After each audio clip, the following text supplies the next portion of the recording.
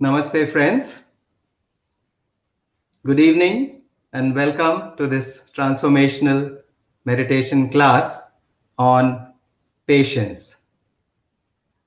And seeing you after the first time in this new year 2021, and we're all looking forward to a wonderful year so that we can put all the learnings, the experience, and everything, both the positive and the negative, whatever we felt during the year 2020, which went by so quickly. And I'm sure that the year 2020 has taught all of us a lot about this wonderful quality or virtue that we all need to develop, and that is patience. So, patience, if you go to any scripture, any religion, any part of the world, it's always ranked as one of the foremost virtues that need to be developed for any human being in order to really live life properly and master their life situations and evolve. So, friends, patience is something that we all need, and but it's also the most difficult things to acquire because of the way we are conditioned to live our lives and the way that life has become nowadays, particularly in the 21st century, with so many things happening around and so much of expectations that we keep not only on ourselves, but there is expectations from others which we also take that pressure of those expectations, and because of that we all become just the opposite of what we need to be, which is patient. And instead of becoming developing patience, we're all becoming patients for the doctors. Like, we're developing all kinds of stress related ailments, physical, emotional, mental, and everything that is going against the grain of patience. So,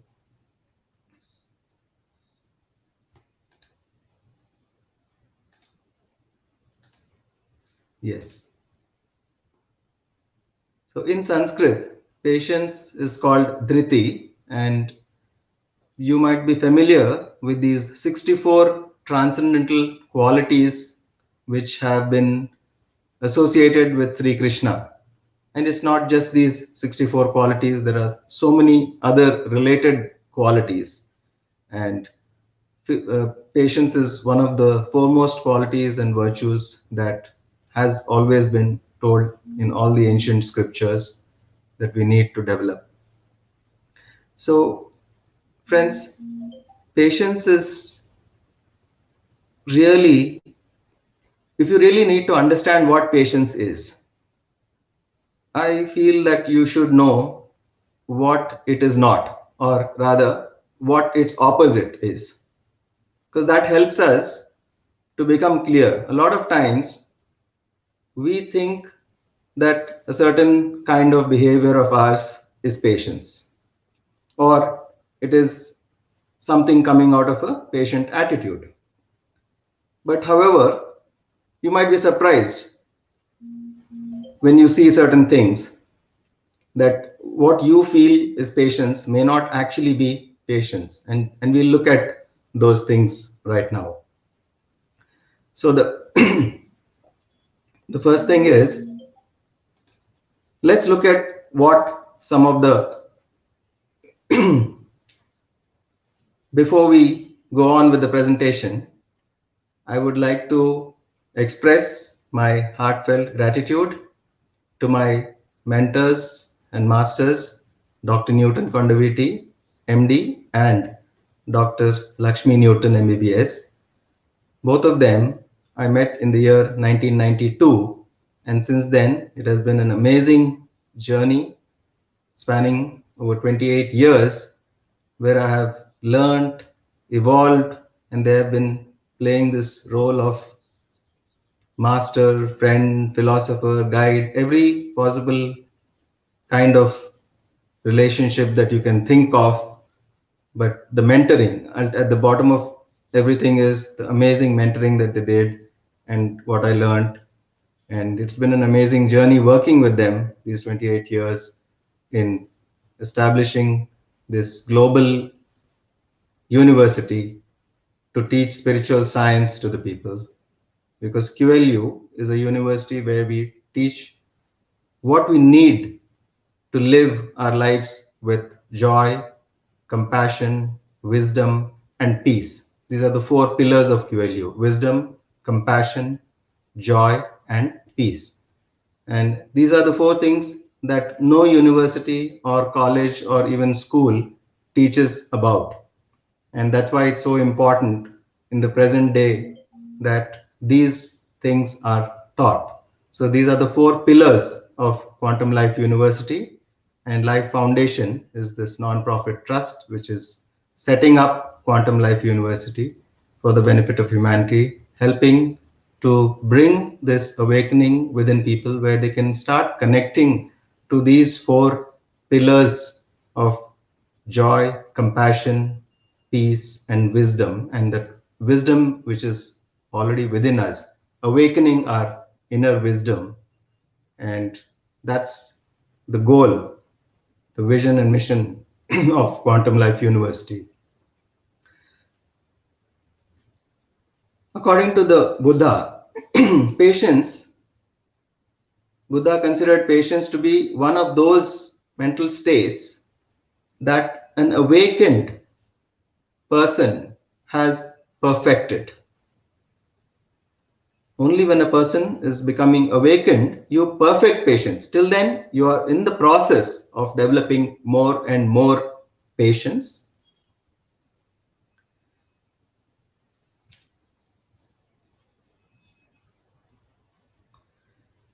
And you are in the process of developing more and more patience. But you look at what the Buddha has to say about patience. He says, patience is an act of compassion towards ourselves. When we look at patience as an act of compassion, so why should we be patient? Because it is one of the highest acts of compassion towards ourselves. We all know that it's important to be compassionate towards ourselves.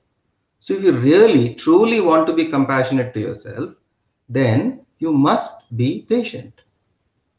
And that is what, with his amazing wisdom, the Buddha, one of the greatest spiritual scientists who ever walked on this planet Earth, he has this to say about patience, that it is one of the greatest acts of compassion towards ourselves. And that is the reason we must be patient, not for any other reason, because at the end of the day, it's all about our own soul evolution. And if we want to evolve, we need to be compassionate towards ourselves. By complaining about ourselves, by being self critical, by being self judgmental, we are not going to develop the quality of patience, and we are not going to be able to evolve with those qualities. It's in fact, we need to get rid of those qualities, or rather, we need to let go of those qualities which are limiting us from becoming the fullest expression of what we want to become in our lives. And patience gives rise to equanimity.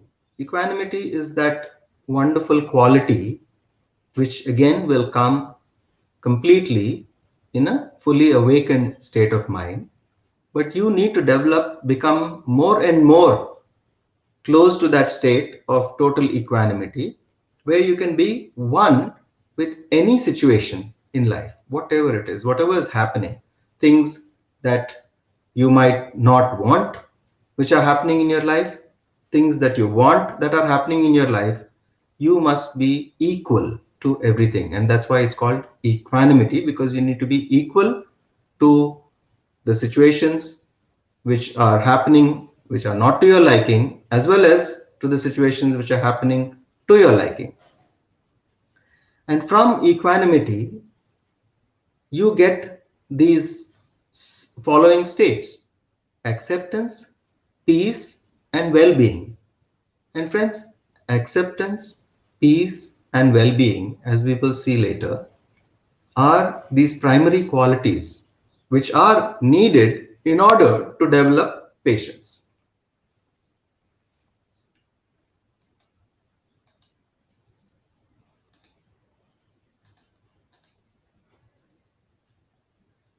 So, like I said, we must see what patience, to understand what patience is, we must understand what its opposite or what impatience is and where impatience comes from. So, one of the ways to develop a positive quality is to understand that we have its opposite within us, and that is something that we need to let go. We cannot run away from any quality, we cannot run away from impatience, we cannot resist impatience. We have to find out what causes this impatience, and then we work at the root cause. That's the reason why most of us fail in our attempt to develop greater patience, because we're just trying to say, I'll be more patient and I'll be more patient, and we have a certain approach which doesn't really look at the cause of impatience. Why are we not patient? Because there is a certain impatience in us, and there is a root cause for this impatience. And let's look at what actually causes impatience.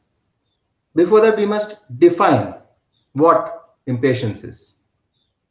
The underlying fear that causes impatience is the fear of missing out. Why does one become impatient with something? Suppose you're becoming very impatient because you need to go catch a flight and there's some things which are getting delayed at your house and you are afraid that you're going to miss the flight. This is just an example, but the flight is a synonym, or rather you can say it is symbolic of the situations that you face in life about which you become impatient. There is a fear of missing out something, and because of that you become impatient over here, you become very restless out here. And that is what you need to understand, that if you did not have that fear of missing out something, if you were confident that no matter what you will achieve what you need to do or you will reach wherever you need to reach, automatically that impatience will not come. You will not have that fear of missing out. There is also a fear, again, which is related to this primary fear of missing out, which is that there isn't enough time. We have all been programmed that where is the time? There is only this much time. You have so much work to do, and there's only this much time in which to do this work.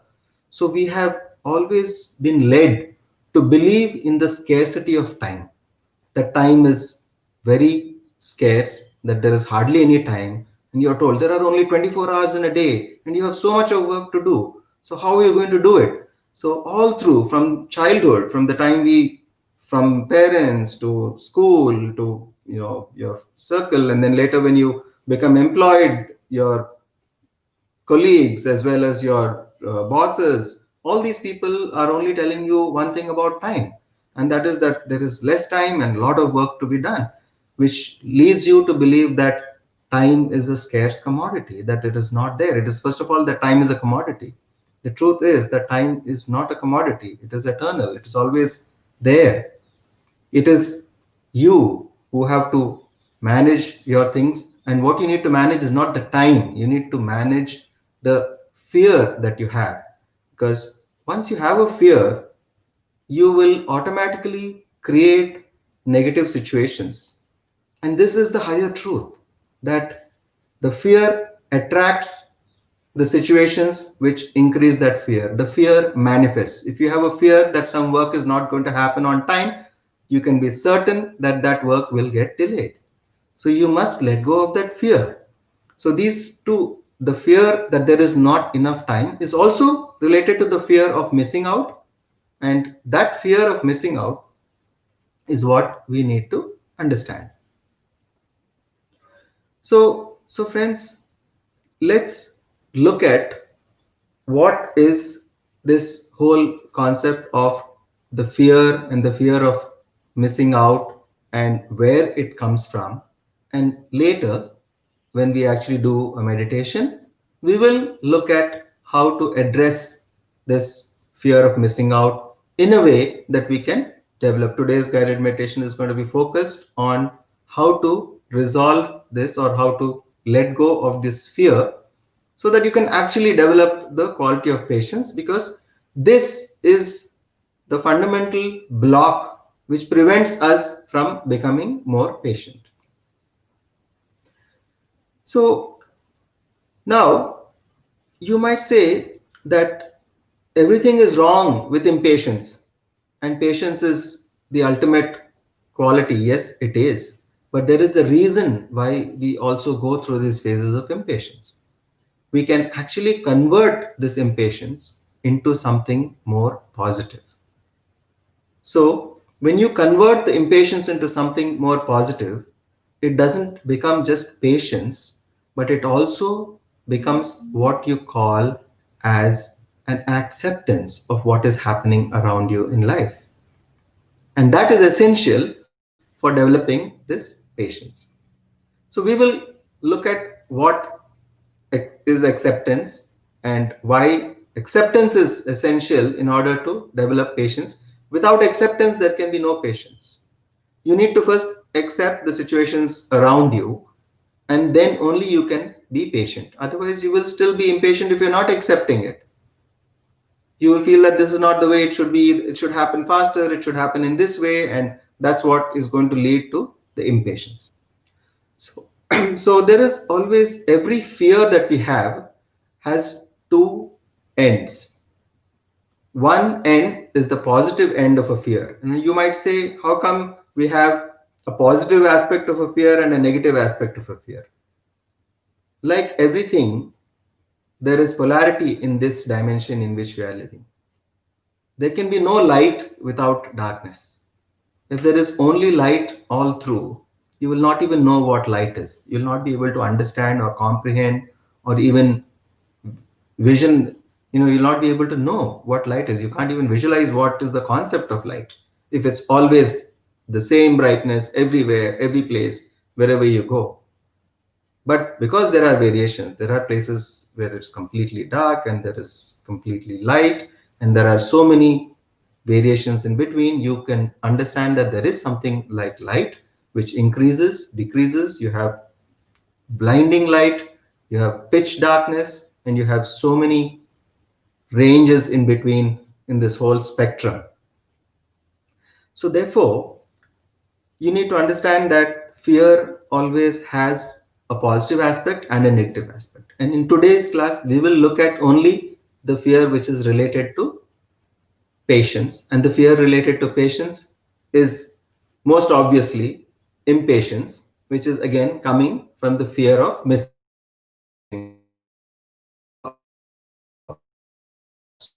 So the underlying fear, the deeper fear, impatience is about that there isn't enough of time. The fear of missing out and the related fear that there isn't enough of time. Okay. Now, the positive pole is acceptance. So you need to say first that if you don't have the fear of missing out, in what state can you not have the fear of missing out? When you are ready, before itself, you are ready to accept whatever outcome that is going to happen. That's the reason why Sri Krishna has said in the Bhagavad Gita that you just make the effort. Don't get attached to the outcome. Don't get fixated on particular outcomes. And he didn't say this because he says the outcomes are not important. He said that because if you get fixated on the outcome, then the outcome will get sabotaged, because you will always start worrying, and worry is nothing but fear, and that fear gets amplified. The more you think, the more you start worrying, and the more fear increases, and it will attract so many other negative thoughts, and the more negative thoughts will attract the negative situations, and it happens. It is not said without any reason. The ancients have said it, and it's been one of those most ancient sayings that haste makes waste. We all know that. But still, in our life, we go running around, just going through life as if there is someone's with a gun behind and telling us to run from the bullet. Obviously, you can't run faster than the bullet, but that's how it is. That is how we live our lives. So we just really scurry through life.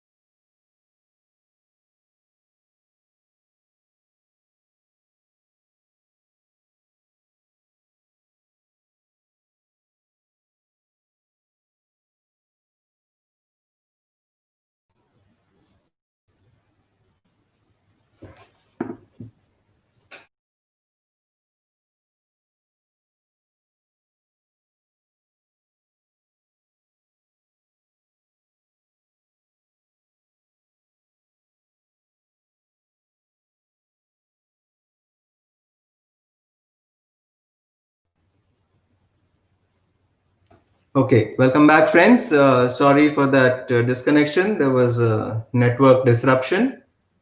So, so I'll just repeat in case the last couple of minutes might have got disconnected. So the underlying, first of all, let's come to the point that if you want to understand what patience is, you must understand what impatience is. And you must be very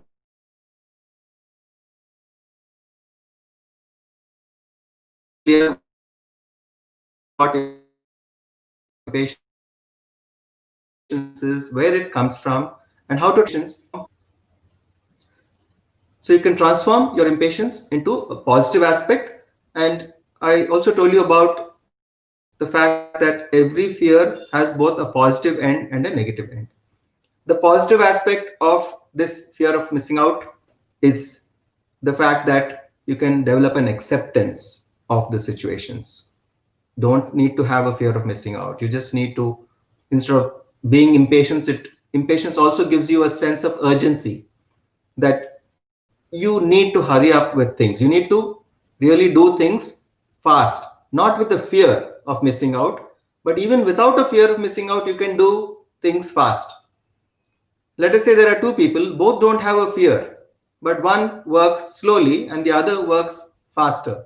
So a person who has been earlier accustomed to becoming impatient, but now he has mastered this root cause of impatience is coming from his fear of missing out and works on this fear of missing out, such a person will be able to work faster than another person who has never had this problem of impatience, and they continue to work and also they don't have the fear. So you can understand that sometimes our fears become blessings in disguise, provided we learn quickly to transcend the fear and then we work on it, because all the years that we have spent with this fear and with that limiting attitude, I would call it as a limiting attitude, because there's no need to call anything as negative. It is definitely something which is imposing a limitation on our ability to become fully who we are. So in this case, the impatience definitely does impose a limitation on becoming who we are, but when we have been accustomed to being impatient for some time, we always have learned how to do things faster than others would.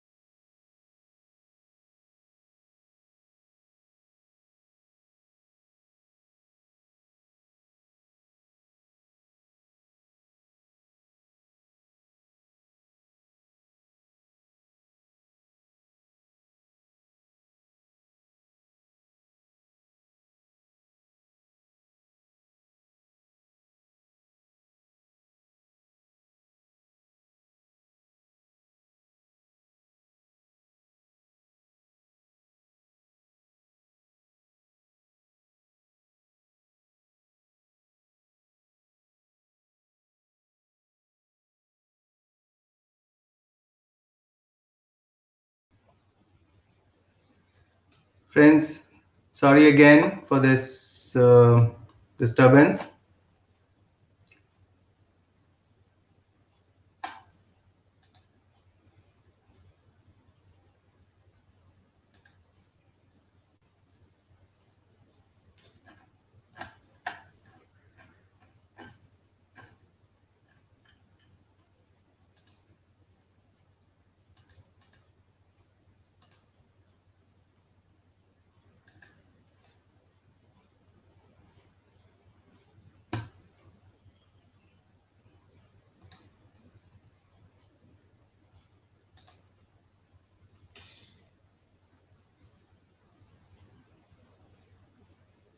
Yes. So the underlying fear which is causing this impatience is the fear of missing out, and also that there is not enough time, both of which lie. If you have been an impatient person for most of your life, it is okay to accept that you have been impatient, but now is the time to change, because the moment of transformation is the present moment. The moment of power is the present moment. This is the moment where you decide that you're going to make a change in the way you are going to be, and that you acknowledge that you have impatience. You're not going to be in denial of the fact that you have been having impatience. Because if you want to transform, you need to first acknowledge that you have this limitation which you want to transform. If you don't acknowledge it and say that, no, I'm not impatient, within that itself, you're sabotaging your ability to transform and come out of that. You need to work on the fear of missing out. You need to work on the limitation that you have, that there is no time, and time is a scarce thing, and there is hardly any possibility for us to work on things because we don't have any time at all. So these are the things that you need to first let go before you come out of this thing. And once you do that, you will be much stronger than if you had not had that fear at all. And understand this, friends, this is very important, so that you can also then treat your fears that you had till now and the limiting attitudes that you had till now as blessings in disguise, because they have driven you to work on something, because people have told you that you are not patient, and you yourself have recognized and understood those situations in life where you have not been patient. But instead of beating yourself about it, instead of becoming critical about yourself, and instead of going into guilt and shame that I was like this and I didn't do this and I could have done this and I could have done that, just make that change now. And when you do that, that transformation is going to be so immense, so powerful, that you will really evolve by leaps and bounds in your life, in every aspect of your life. So trust the process of this transformation and understanding the root cause and going to the root cause of this impatience. So you can now get a sense of why we need to understand the opposite. Again, I give the example of knowing light only through darkness. In the same way, you can understand patience only when you understand the root causes of your impatience. So the positive pole is acceptance, and from acceptance, you will develop these good qualities: equanimity, the ability to accept situations, and you will be able to be open to see the bigger picture. Some things don't happen the way you want them to happen, but you don't know why, and then you get impatient because things are not happening. But then you develop acceptance, you will then begin to see that this is happening because there is a bigger picture. You will actually be able to see the bigger picture, provided you open yourself to see the bigger picture. The negative aspect of impatience is, of course, you become intolerant. You just can't accept anything which is not going according to the way you want it to go. You become judgmental, and then you also have a lot of frustration, resentment. So many of these qualities would be there which are being developed when you have impatience. So you need to first let go of these. You need to see where your frustration is coming from. Go deeper than that. Don't look at it, yes, I do get frustrated. A lot of times we just justify ourselves by saying this is the way I am. That's how I am. I'm an impatient person. So that's not going to help us. So you need to understand that I have impatience. So beneath this, I have this frustration, I have intolerance, I have judgmental nature, I have resentment, I have guilt for things that did not happen in the past, all these things. And then you have to go still deeper and try to understand, what is this core fear of missing out? What is it that I'm afraid of losing, because of which I'm becoming impatient? And a lot of times it's not related to that particular situation at all. It is something more deep rooted. There's something that you're carrying. It's a deeper level thing which is always there in the background. It's like a virus in the computer. Like, no matter how well the front end programs are programmed, the virus will make sure that this thing malfunctions. So the virus in this case is the underlying fear, the fear of missing out, and that fear is going to keep affecting each and everything that you do in life. And every situation you think it's something different, because you'll always find someone to blame, sometimes ourselves also. We say, okay, I'm like this, I made a mess of this, I'm not good enough, and you go into a lot of other guilt trips. But we forget that the essence is the real underlying fear of missing out something. And this could come from childhood situations, it could come from past lives, because it's there in your samskaras. It is there in your, what we call as, those aspects that we bring into this life and in our subconscious. They're all there, deep rooted in our subconscious, and we are not aware of them. We are most of the times we're not even aware that we are carrying this particular fear, and it helps to be able to really connect to the complete root cause and find out where you picked up this fear from and why it's coming and where it's coming from. Because as long as something is unknown, you're always in fear of it. When the unknown becomes known, you no longer have any fear. So in this case, you know you're impatient. And probably now you also know, if you've done some work on yourself, that this impatience is coming from some kind of a fear of missing out and a fear that there is no time. But you don't know where exactly it's coming from. But when you do that, then you can let it go completely with an understanding that this is not related to my present life situation at all. It is something that I'm carrying. But I brought it into this life because there's something I needed to learn from this. And the learning is that ability to let go of that and to develop this quality of acceptance. Probably you came in with this because you had to develop acceptance. And in the process of developing acceptance, you will get so many other gifts.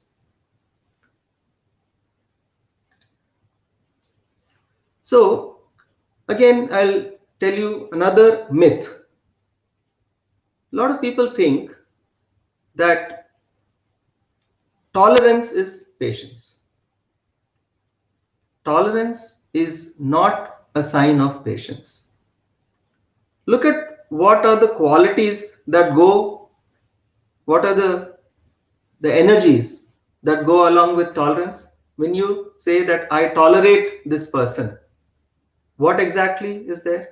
There is suppression in it. That means you're just putting along with that person with a lot of suppression inside, not with any understanding or acceptance, or not with any love or compassion or any of the positive qualities. Suppression is definitely a negative quality. So with suppression, you're saying, so you feel that you're tolerating a person, and so you say that you are tolerant.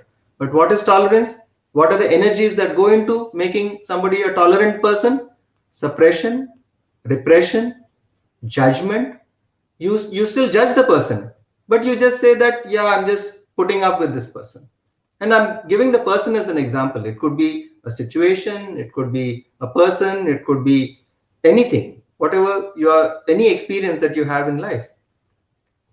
Every life experience, including a person or a life situation, all these, if you say that you are tolerating things and that you are a tolerant person, it means that there is suppression, there is repression, there is judgment, there is also resignation, a giving up, saying that, yeah, I mean, I just can't do anything about this person, so I just say that, yeah, I'm okay. I'm not able to do anything about this situation, so therefore I just accept the situation. But that is not acceptance.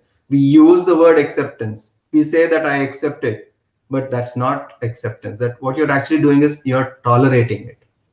And tolerance is completely something that people have misunderstood for years as being a positive quality. And you find a lot of talk going around nowadays about tolerance and intolerance and all that thing. So look at tolerance and break it down into its constituent energies which comprise this whole thing. And I could list out a few of them: suppression, repression, judgment, resignation, anger, resentment, and victimhood. Because at the end of the day, you feel like a victim. You say that I just can't do anything about this. I'm just tolerating this situation or person. So doesn't that make you feel like a victim? Because you're not able to do anything. You feel powerless. Feeling powerless is another thing.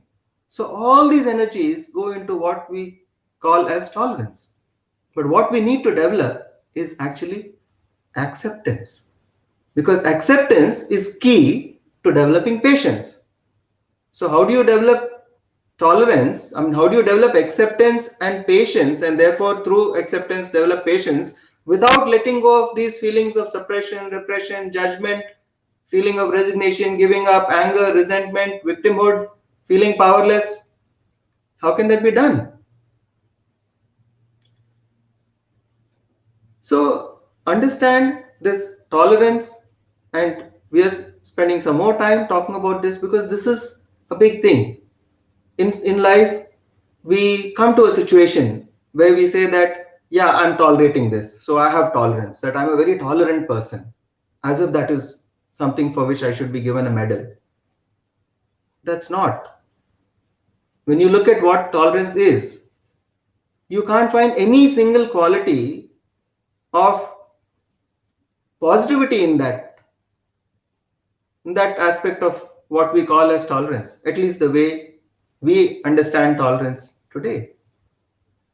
And what true tolerance in that sense is nothing but acceptance. But what we understand as tolerance in the world today is definitely not acceptance. So that's why I make a clear distinction between tolerance and acceptance. And I would rather use the term acceptance because it is a more all embracing, all encompassing, a more positive aspect of life. Yes, Gaurav was saying compromise. Yes, of course, you feel that you have compromised on your values or your ideas or your ethics. If you tolerate something, it is a compromise. So you could go on and on, but everything about it is something which is limiting. which is not allowing you to become the fullest expression of what you really want to become. So do you want to continue to be a person who has suppressed feelings, who has repressed feelings, who has judgmental attitude, who has resignation and given up attitude, who has anger, resentment, victimhood, compromised attitudes? Would you want to become that? So what should we do in order to become that acceptance, and how to reach to that level of acceptance, so that acceptance is, like I said, the key to patience? So we need to, and there are just, if you look at, limitations are many, friends, but to become more positive, there are just, or rather to become the fullest expression of what you want to become, you need to expand your consciousness. You need to become more self-aware and also connect with the higher truths and the larger truths of your own existence. So you need to move from victimhood to creatorhood. When you tolerate something, you are in the state of victimhood. When you accept something, you are in a state of creatorhood. It's a totally at the other end of the spectrum, from one end to the other end, from complete limitations and negativity to total limitless existence and to positivity. You can make this move by going from this feeling that you are tolerant to a feeling of complete acceptance, to a attitude of complete acceptance. But acceptance cannot come without first understanding. So that's why I've said understanding and creatorhood. So once you understand the larger truths, the higher truths, the greater realities, and the universal truths which govern our existence here, like the fundamental truth, like thought creates reality. Yad bhavam tad bhavati, as mentioned in the Bhagavad Gita. As it is, as within, so without. Your thoughts are all they are. Your thoughts, the inner world of your thoughts creates the outer world of your life, not someone else's life. Their thoughts will create their life. So you need to develop the higher understanding. And then you need to acknowledge that creatorhood. Now let's take some situation which has not gone your way. There are two ways of looking at it. One, you feel like a victim. Why is this happening to me? What is happening to me? Why me? On the other hand, you look at it at the higher truth with the higher understanding, and which is the larger reality, that your thoughts have created that situation, and therefore you are the creator of that situation. And then you say that yes, I'm a creator. So here I created something which I don't like. So that means I can always create something which I like also. And if I can create, I can also uncreate, because uncreation is also a creation. That is why we have this Trinity concept in the Brahma, Vishnu, and the Maheshwara, which is nothing but three aspects of this whole game of creation, of this cosmic reality of creation. You have something which creates, something which sustains and maintains, and then there is the uncreation. It is not actually destruction. It is not destruction, it is uncreation. What Maheshwara represents is the uncreation. Unless you uncreate, you can't create something new.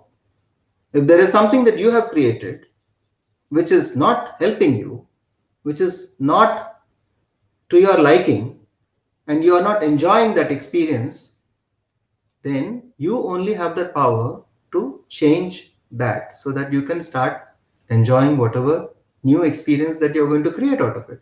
So you are the creator of that reality. So understanding and creatorhood, these are the two things that you need to develop in order to reach to the level of acceptance, and from acceptance you will develop patience. Now I'll just go through a few wonderful quotations.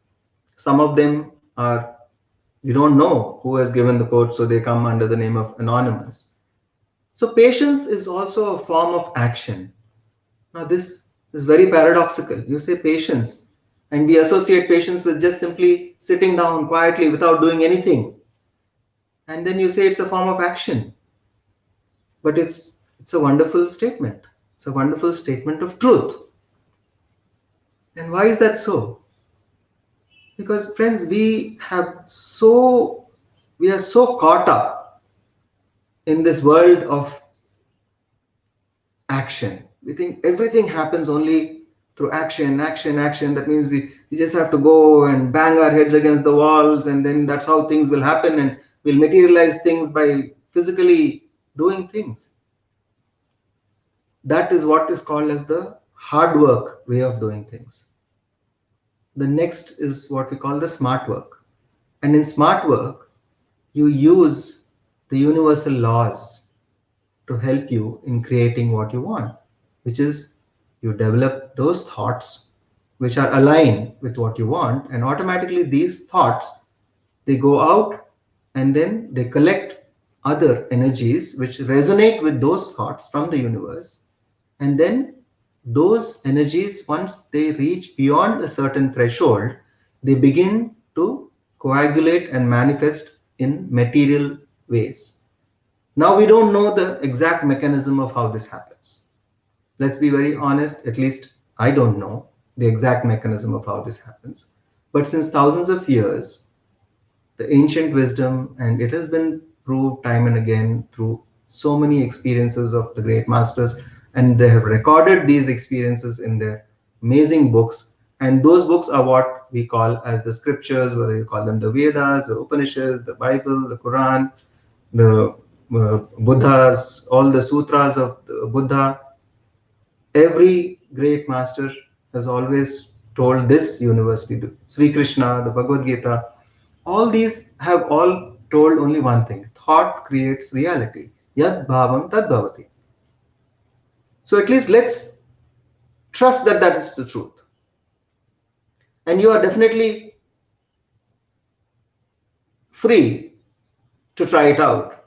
And I'm sure it's worth trying it out, because we have tried all other ways and without much of success, or at least not the kind of success that we would have liked to have in life. So I'm sure that most of us, and at least those who are listening to this particular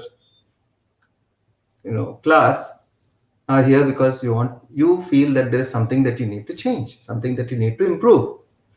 If you are feeling that you already don't have any need to improve, then obviously this class is not needed for you, and maybe I would have something to learn. So the question here is, this higher reality, this higher truths, they have been there. Let us try it out. Let us apply them in our lives. And when we apply them, there are many people who have applied them and found amazing results in their life. And then they have certified that this is the only reason why they were able to succeed. The application of these universal truths are the only reason why they were able to succeed. Whereas they tried everything else and it didn't succeed. So, of course, one might argue saying that correlation is not causation, and all these kind of logic and analysis and all. Let's leave that aside for the time being, because you're free to try otherwise. You're free to accept something. You're free to accept a certain theory and a certain way, and you're also free to reject it. But it helps to be able to go into the depth of it and really practice it. Don't come to a conclusion without actually trying it sincerely. That's my only request. Because then you would be left with an incomplete understanding of the way this manifestation of thought creates reality, how it occurs.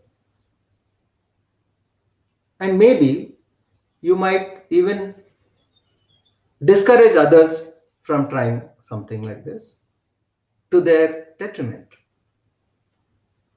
So if we know something and we are confident about it, definitely it is good to share with others.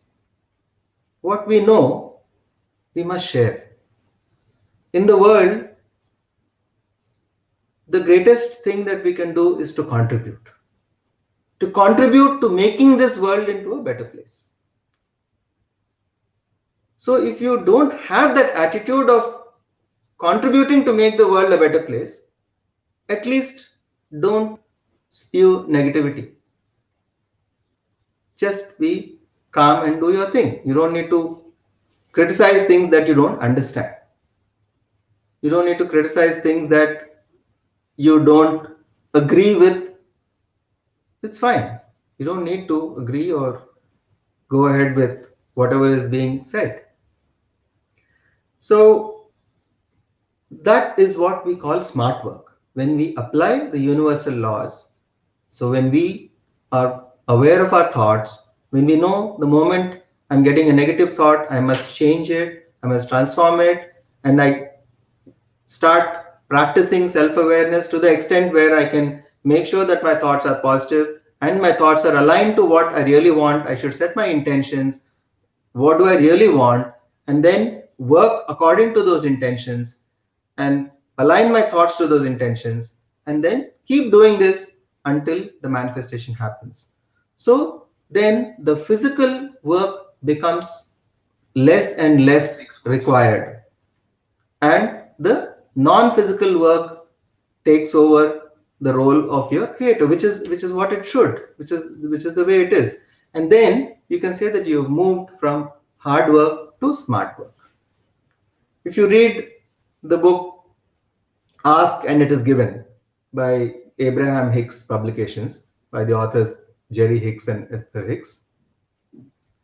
So they also talk about how this manifestation happens, and they've also quantified it to some extent, whereas these kind of things is very difficult to quantify, but they say that if you hold your thought without any deviation for 17 seconds, then the manifestation actually begins to happen.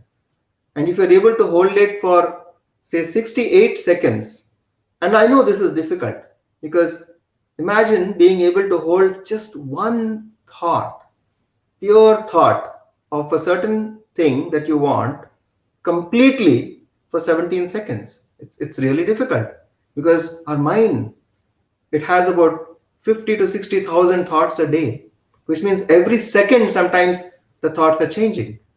Holding a thought for 17 seconds is also difficult, but it's not impossible. With practice, it can happen. And then the more you start practicing that, you will move into what is called smart work. Now, this entire thing, you might say, what has this got to do with patience? Because patience is a form of action.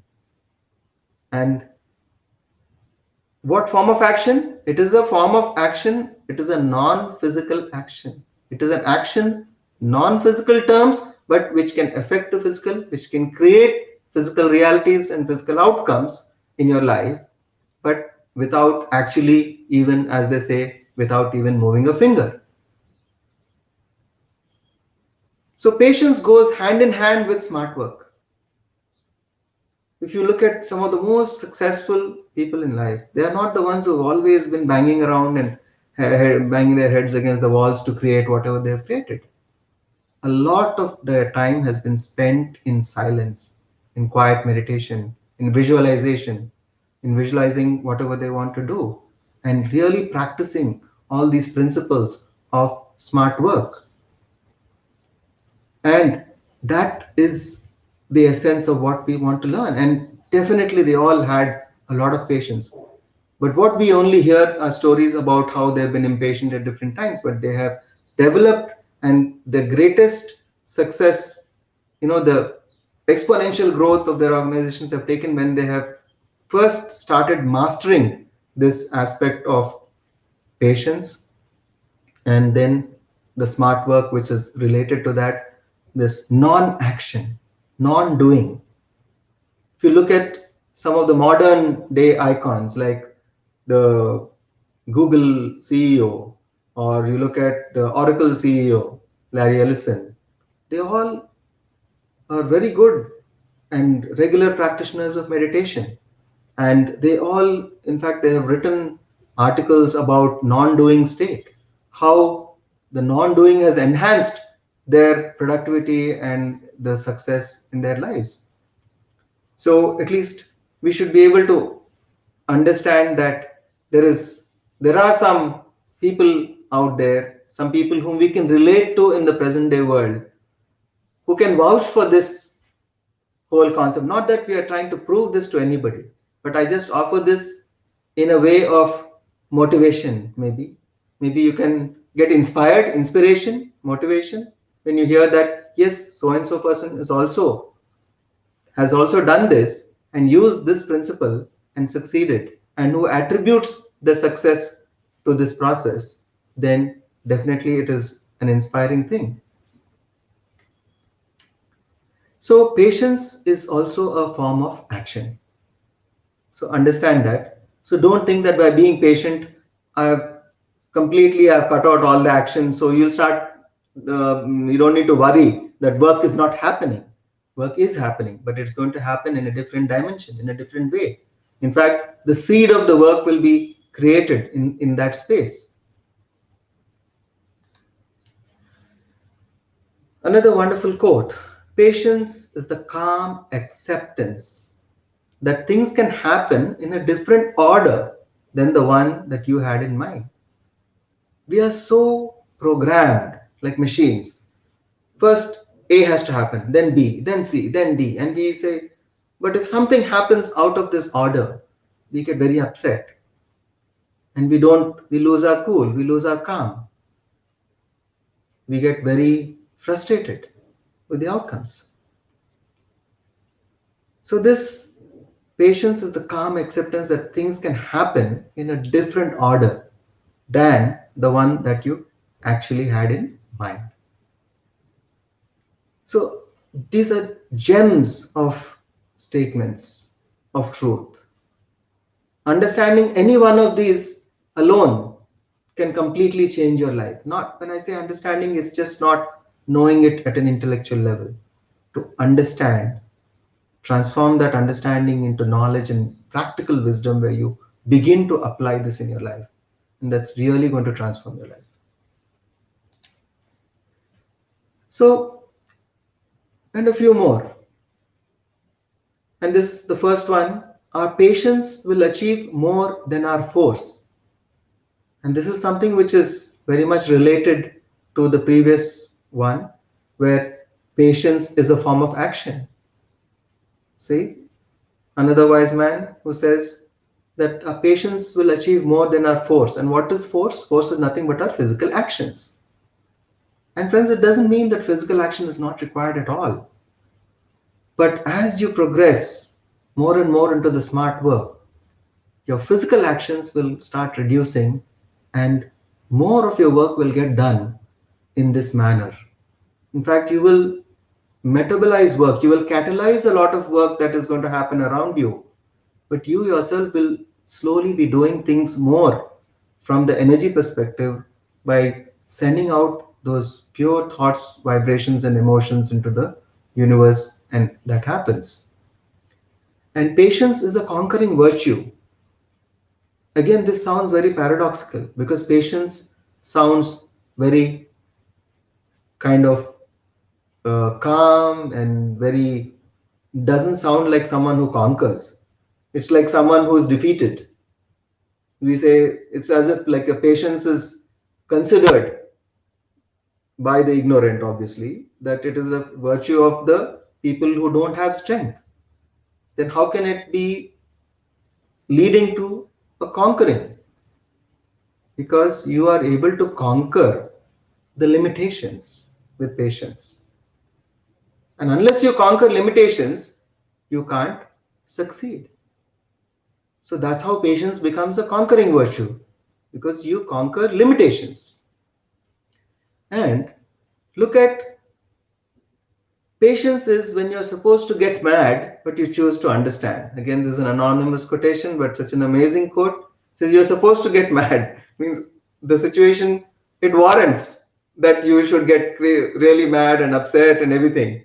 But you choose to understand what happened, to accept what happened, and then to look at the bigger picture of what is happening and see that how your role as a creator has resulted in this particular situation, and how you created it, in what way you created it, and what are those thoughts that you held within you, or maybe the unknown thoughts in your subconscious and the beliefs in your subconscious which have resulted in this happening.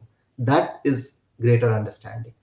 And when you choose to understand rather than react to those situations, then you will actually become the creator that you are supposed, the conscious creator that you're supposed to become.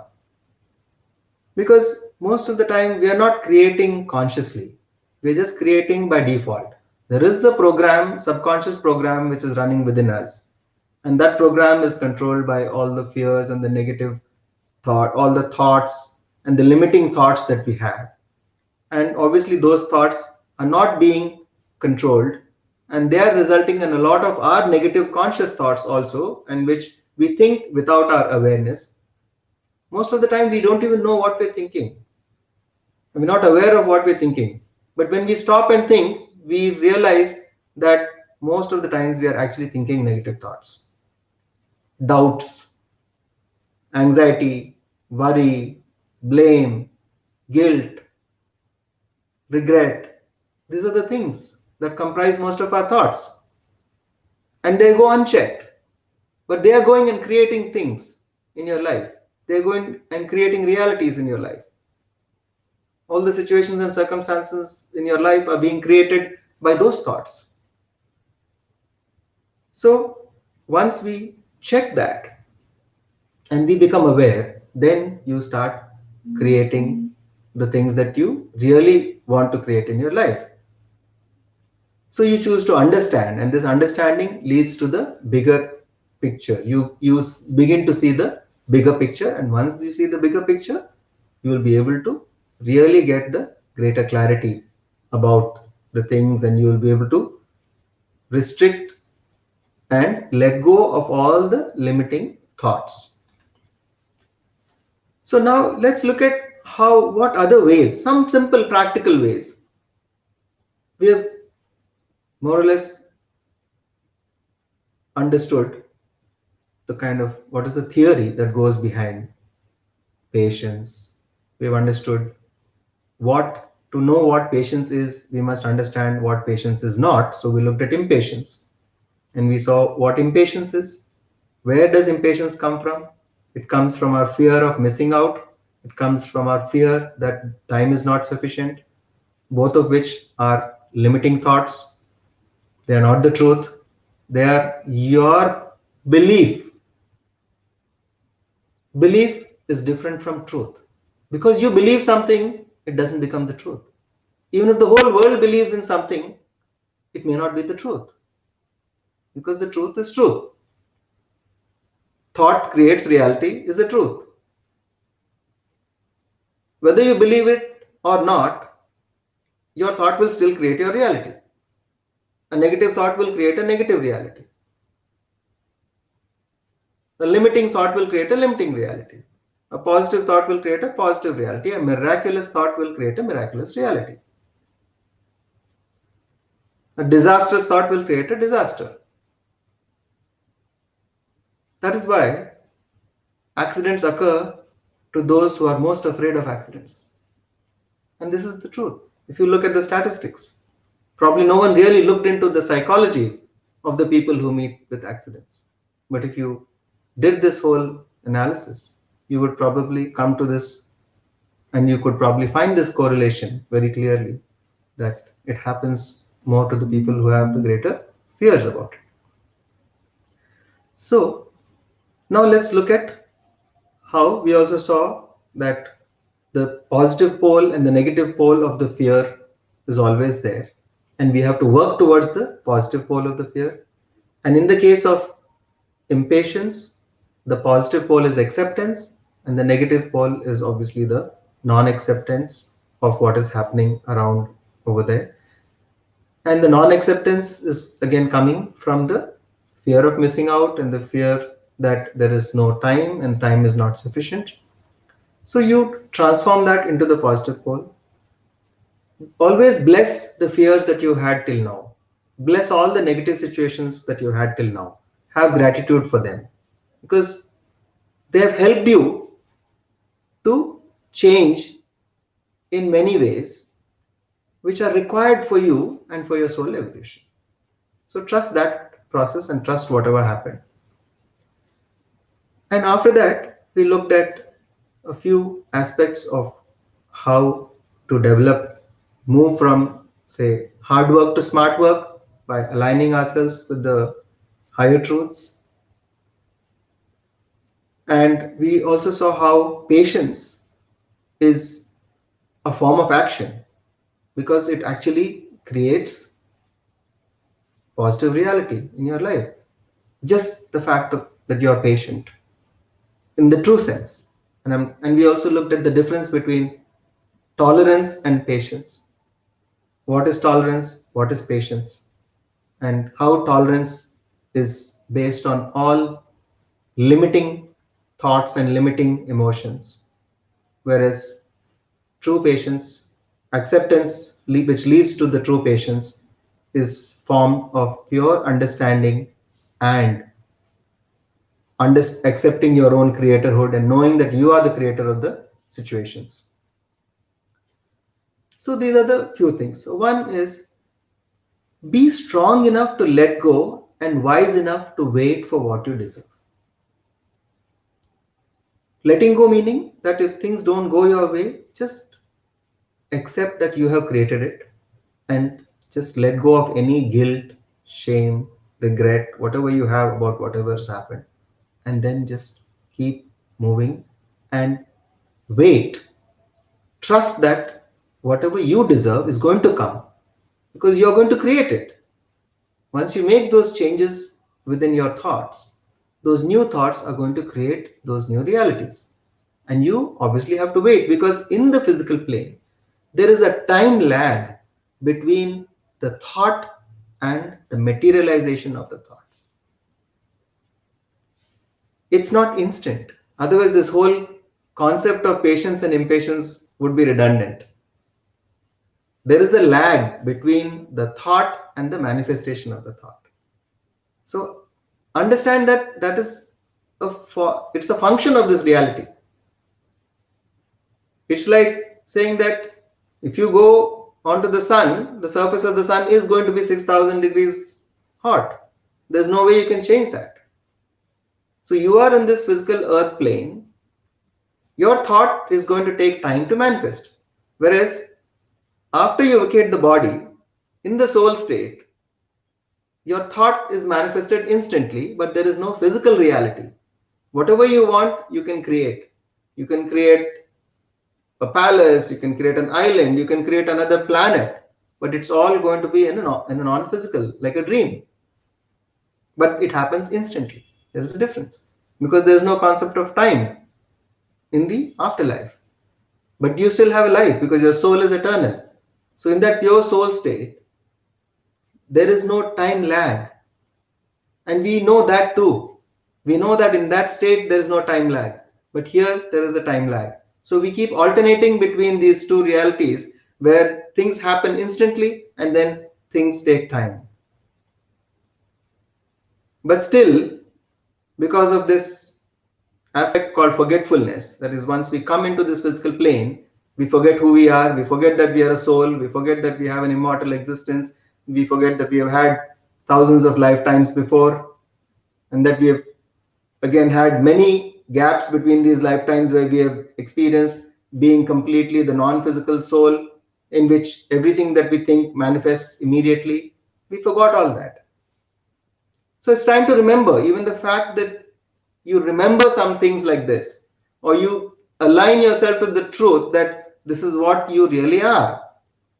That helps you to overcome your impatience. You know that there's thought and it takes time to manifest, and therefore You have to give it that time.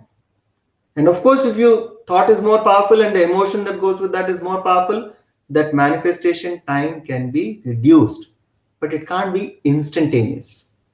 It may take some time in earth terms, even if it is a few seconds, but there is a time lag. And where does impatience come in between? Impatience comes when you feel that you had a thought and then you have that outcome which you have in mind, and it's not coming, it's not manifesting within the time frame that you want, and you get impatient because you feel it's not happening within that time frame. So what you need to do is not to feel the impatience there, because that is only going to push it further away. You have to acknowledge and you have to understand that there's something in your thought which you have not done properly, because of which it is not yet manifested, or maybe even your expectation maybe was unrealistic. Maybe the thought and the emotion and the total equation didn't allow that to be manifested within the time that you are expecting. So that's why we should stop. Again, coming back to the greater wisdom given by the Bhagavad Gita, that is the reason you need to stop the expectation of the result. Like I said, it's not because the result is not important. People misunderstand this and they say that the result is not important. It's not that. It is that you should not be attached to the result. Result is there. It will happen. Whatever has to happen will happen. And the result can be in no other way other than what your thoughts were. So that is a given, that your results are going to follow your thoughts. So when that is a given, what is there to worry about it, or what is there to think about it? So by continuing to worry about the result, you are only going to push that further and further away, because the more you think about it, the more you are giving room for the negative thoughts and doubts to come up. Whereas if you just put your thought once and leave it, do the effort for it, and then just leave it, the outcome will come in its own time automatically.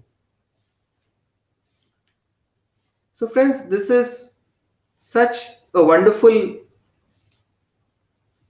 detail that you need to understand in order to really become the creator that you can become and that you are meant to become. The next one is, the secret of patience is to do something in the meantime. So a lot of times, and I'll just give you, a child goes to a restaurant, orders something, and then becomes very impatient. When is it coming? When is it coming? Why hasn't it come till now? And I've ordered and I really want to eat this and it's not coming. That's how we are all like that in our lives. We fix that is something that we want, and then we just keep on getting worked up about that. But we have so many other things to do. So find in your priorities, there are so many things that you need to do in life. Pick up those things and start working on them. Keep that aside, because do whatever physically needs to be done for that and leave that. And then get on to the other works. And then you know at the back of your mind that at the appropriate time you will look at what is the status of that, but not before that. And that's a wonderful way of becoming really patient, because all the thoughts related to that work and the frustration of that not happening will not be there when you're engaged in your other works, which are also your priorities. It's not like you have only one thing to do in life. We have so many things to be done, and all are priority things. And obviously you're going to do them in the order of your priority. But you start with one and then you go to the next and the next. But every time you start something and then you have done whatever you need to do for that, leave that and go and do other work, and then come back to it when the thing is right. You put a cake to bake in the oven and it takes 30 minutes. So does it make any sense to go on poking the thing every 1 minute or every 30 seconds? Is it going to make it happen faster? In fact, it's going to mess it up, because the heating becomes uneven and the heating becomes bad when you keep opening the oven, and the convection gets disturbed. So you let it happen and give it the time for it to happen, and it will happen. And that can be a greater way. And once you start doing this practice, you will automatically become more and more patient. So you say that, you might say, okay, I'm too impatient to even do that. I just feel like waiting there only and continuing to look at that work until that is finished.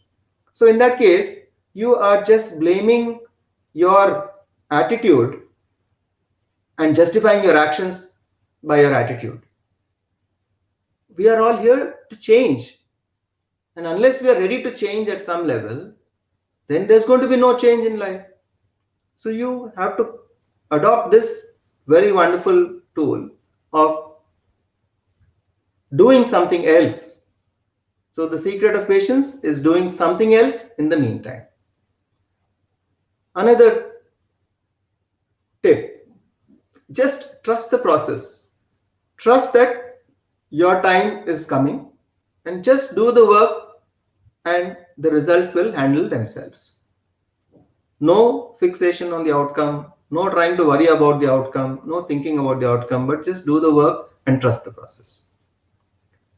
Then when you encounter various trials, big or small, when I say trials, it means the challenges that you face in life. And we all have challenges because life is nothing but a series of challenges. You need to accept that life is a series of challenges. And most of the times, particularly when we get onto the spiritual path and we start doing some spiritual processes, we begin to believe that life is a bed of roses. It is not. Whether you're doing spiritual practices or you're not doing any spiritual practices, life is always a series of challenges. But once you do the spiritual practices like meditation, self-awareness, awareness of your thoughts, working on your limiting thoughts and transforming them, like for instance, transforming your impatience into patience, into acceptance, and then through acceptance, getting patience, understanding, from hard work to smart work. When you do all these things, you are in a better position to handle the challenges that you face in life. So you need to trust that you are in a better position to handle these challenges because of what you're doing. But just be with that trust and understand that whenever you encounter these challenges, whatever it is, it will pass. Like in the Zen saying, this too shall pass. Even the biggest challenge will pass after some time. It will automatically go after some time. But your attitude is what is important at that time, how you handled it. Because if you're handling it with a lot of fear, then you're going to make that situation worse. And it's going to take more time to go over something if it is something that you don't like.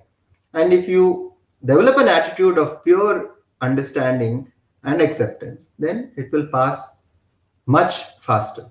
Like the Zen anecdote of the the master and the students meditating, where there was this earthquake happening and the master and the students are meditating, and then so the first tremors, some students got up and ran out. The next slightly bigger tremors, some more students got up and ran out. I'm just cutting a longer story short, but just to give you the essence. And then some more tremors, and then just a handful of people were left, but the master is still continuing to meditate. And then finally the very ardent ones, still they come to him and say the whole thing is collapsing all around, and time to go, but the master is still calm and is just meditating. And then even these people go away, and then the master is just left alone. And after some time, the earthquake is over, everything is over, and everyone comes back, but nothing has happened to the master in the place that where he is sitting, whereas everything around was actually collapsing. Now this is what we mean by saying that this too shall pass. Trust that this too shall pass. Even the worst of situations will pass. Your The way you're looking at it and the way you're taking that situation is going to determine whether it's going to pass smoothly, calmly, or it's going to uh, create havoc in your life like a real earthquake, as in the Zen saying. So, friends, this is something that I really have loved sharing with all of you. And I please visit our website, qluglobal.org, this is our website, and we have a lot of information about our activities, programs, and about our university and the whole thing. And now I'm open to any questions which you can post on the chat, and maybe I'll take a few questions and then we will start, we'll do the guided meditation. Thank you, friends. Looking forward to your queries, questions.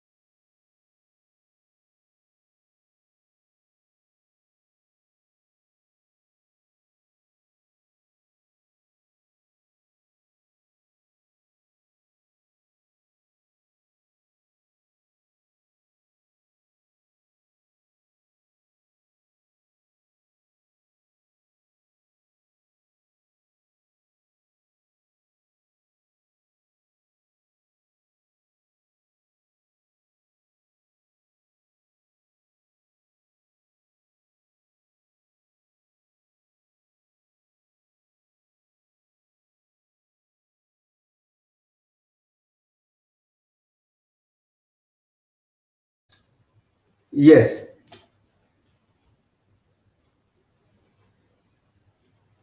Uh, can being patient even for bad behavior become like we are being abused? Okay.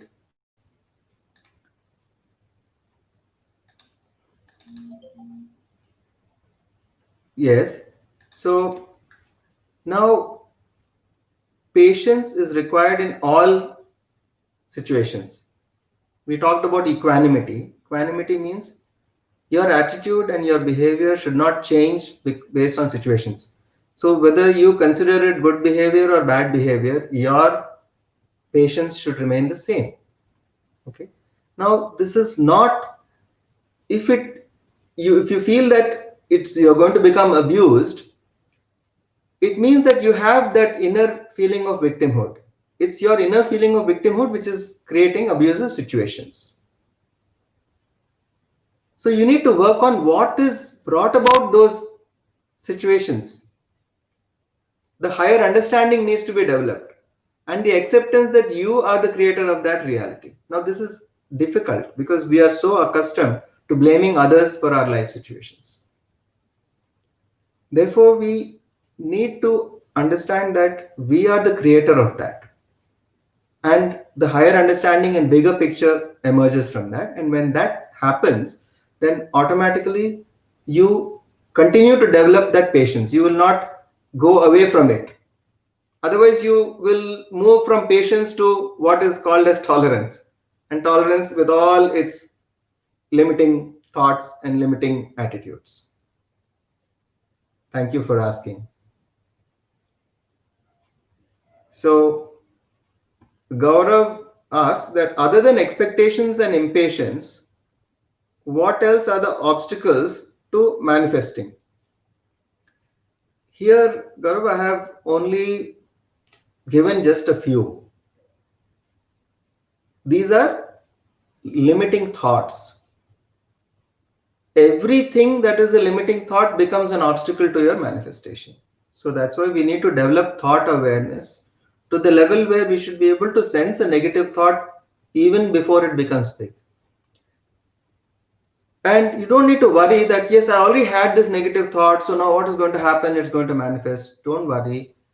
The strength of the manifestation will be only as much as the intensity and duration of the thought.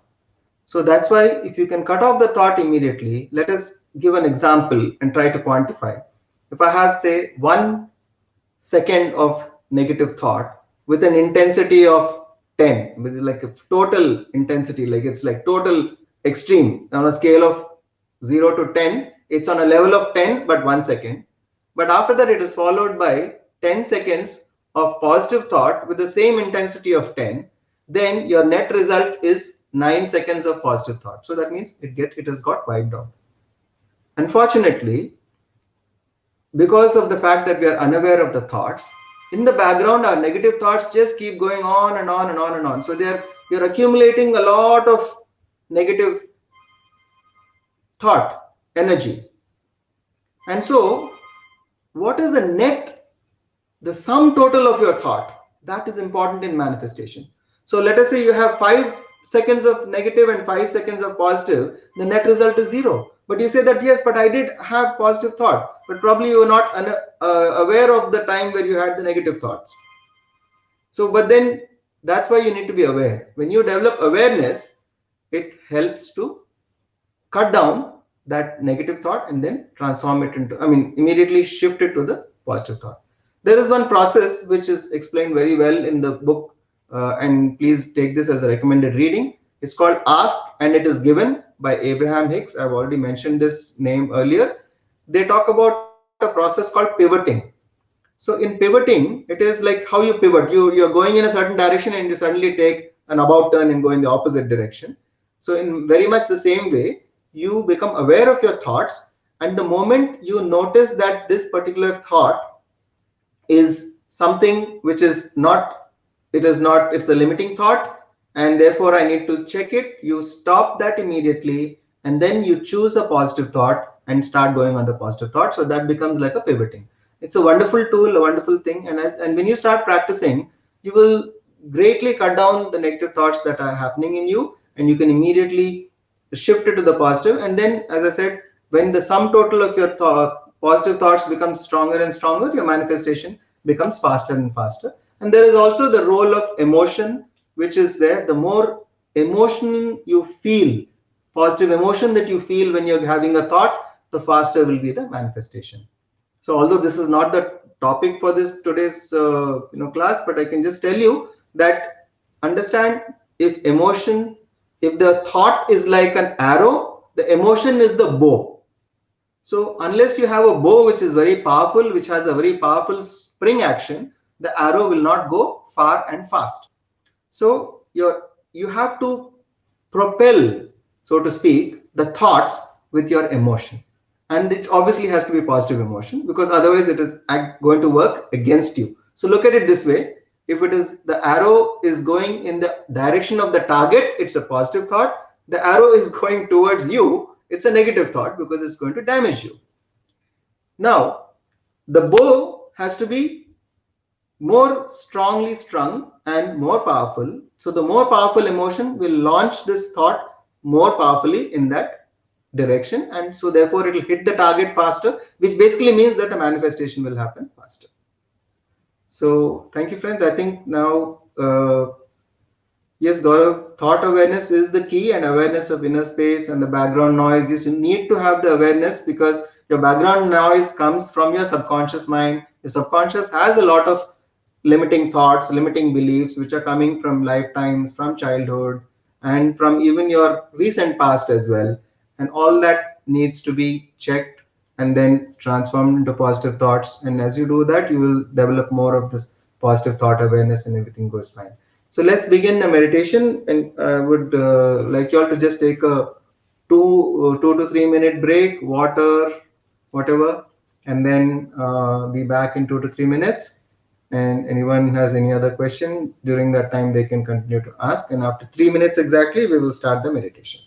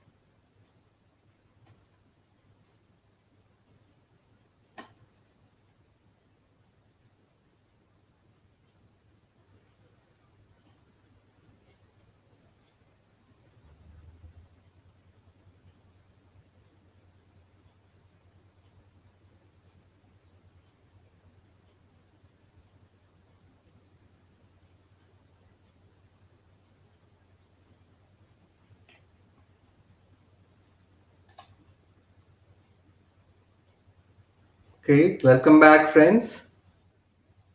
So, take off your spectacles if you have any. Close your eyes.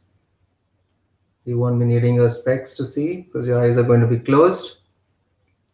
Clasp your hands, interlock your fingers, sit comfortably. If you're sitting in a chair, you can cross your feet at the ankles. And if you're sitting on the floor, you can sit cross-legged on the floor.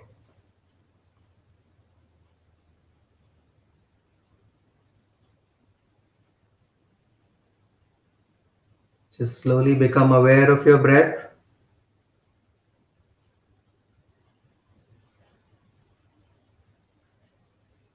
At this point of time, you have nothing to do, nowhere to go, just to be here in this meditation and to observe your breath.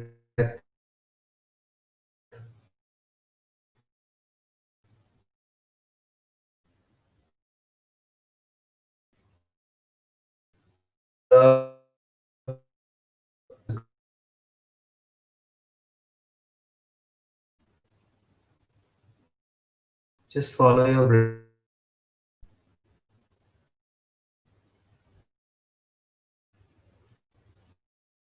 If any thought, just say to yourself, point of time, just to follow my, just to watch breath.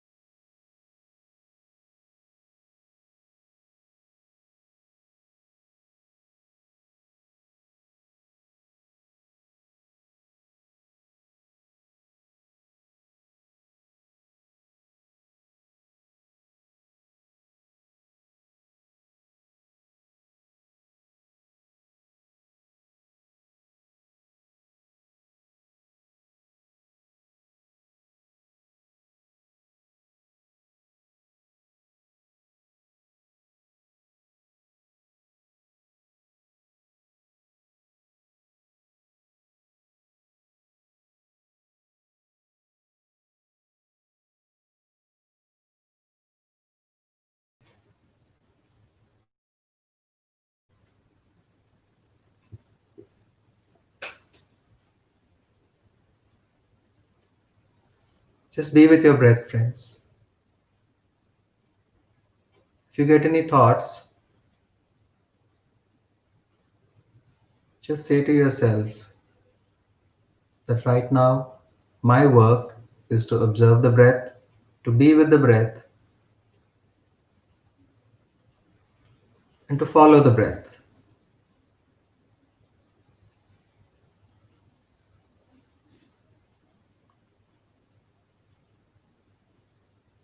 Yoga is meditation. Yoga means to be one with. It means union. Meditation is the union of your breath with your mind.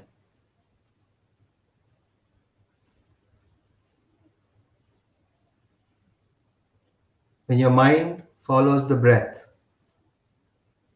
then meditation happens.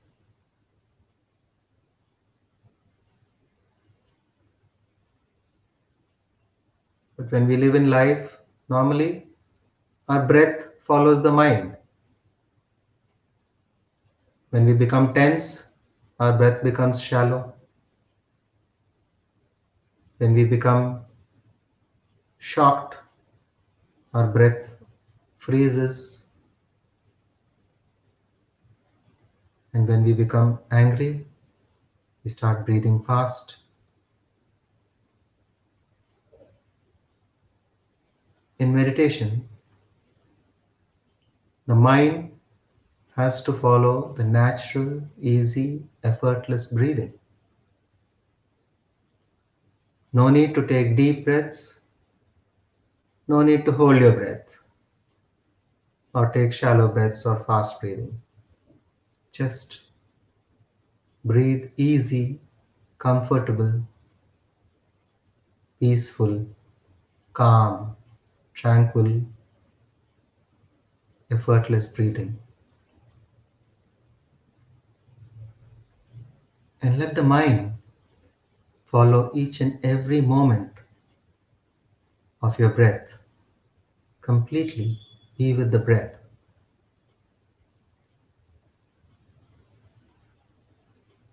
Let the thoughts be like passing clouds.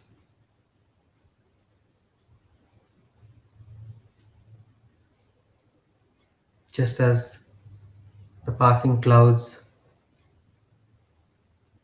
temporarily disturb the clarity of the blue sky, the same way the thoughts disturb the peace and tranquility of the clear mind. Just allow those thoughts to come and go. Become a witness. Notice who is thinking.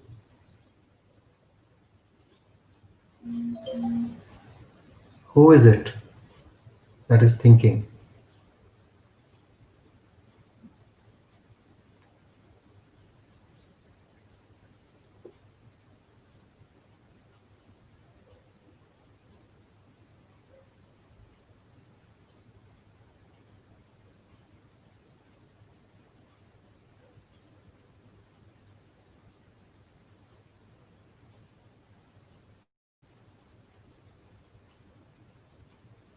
Meditation takes you beyond the body, beyond your emotions, beyond your mind, beyond your intellect,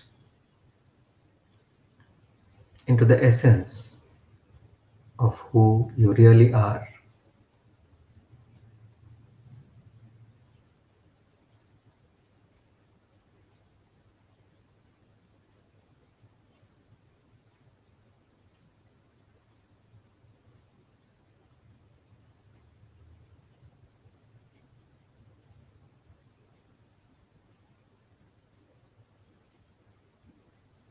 If you still get any thoughts, try to become like a watchman standing guard at the entrance of your house, waiting to catch the thief as soon as the thief tries to enter the house. In the same way, try to catch the first thought that tries to enter into your mind.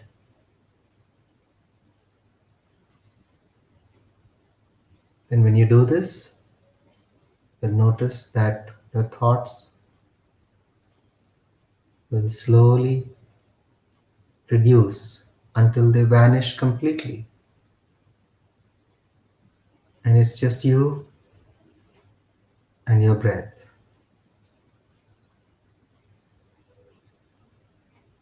Meditation connects you to the essence of who you truly are.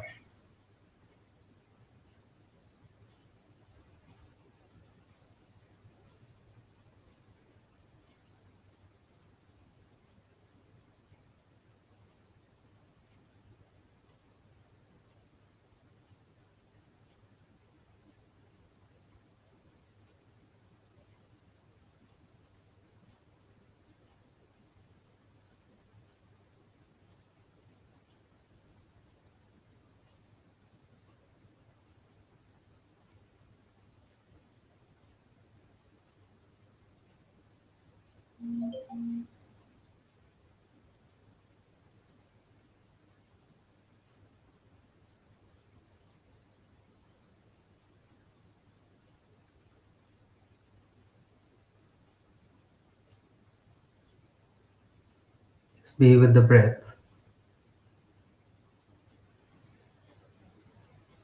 And if you notice any sensations in the body, just be an observer. Don't think about what's happening. Don't try to analyze what is happening. Just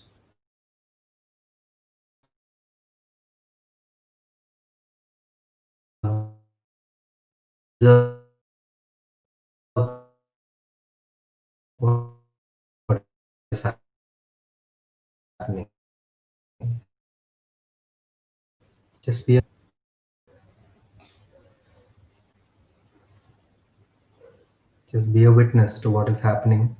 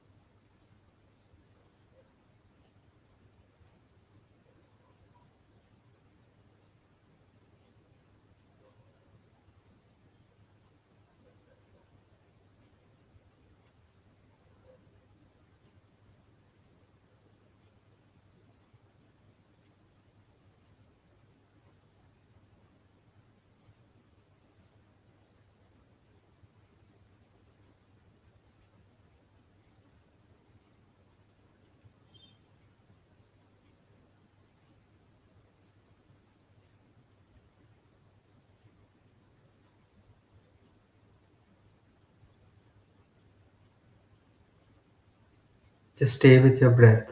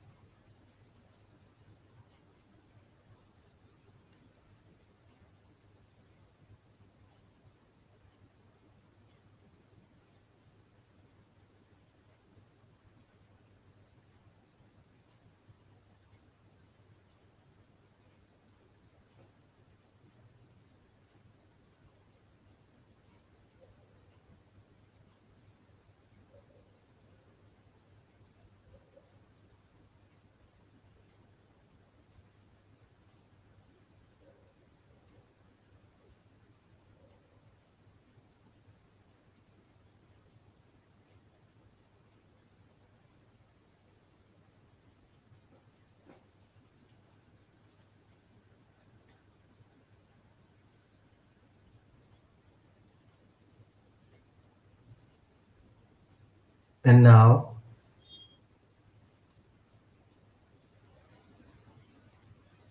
in that clear state of mind, I'd like you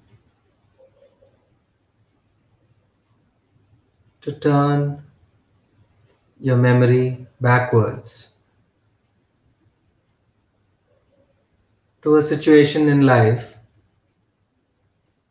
where you felt or experienced a lot of impatience.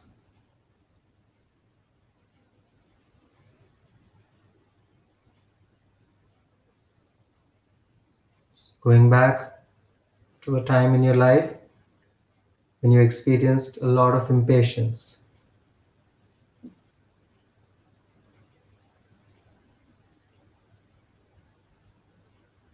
You're going to relive and experience everything as if it's happening right now. I want you to feel the same emotions, the same sensations in the body.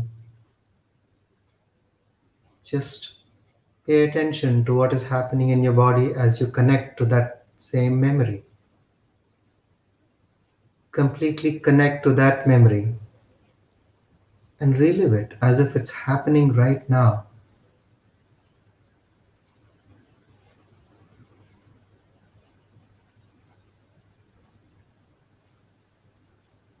Just notice which parts of your body are beginning to experience discomfort as you do this.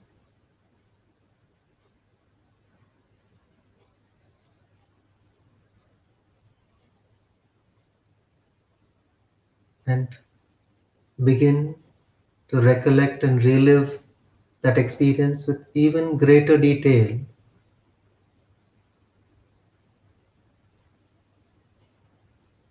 Everything that was happening around you, everyone who was around you in that situation, and what you were doing. And as these memories come flooding in and becoming clearer and clearer, you'll notice your emotions becoming more and more intense. And these emotions will have related sensations in the body. So look at where you find the discomfort.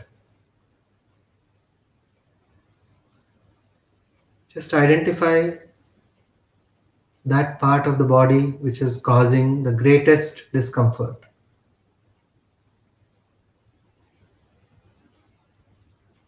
Unpleasantness, uneasiness.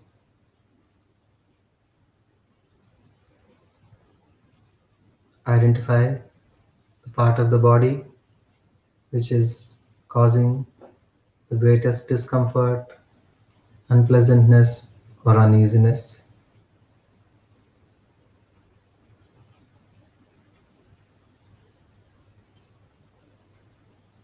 Just look at this sensation. What is this sensation? And just allow it to intensify. Let it become more. Trust the process.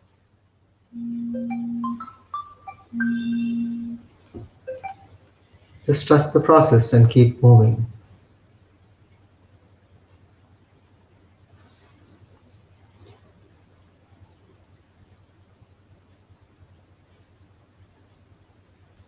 Trust the process.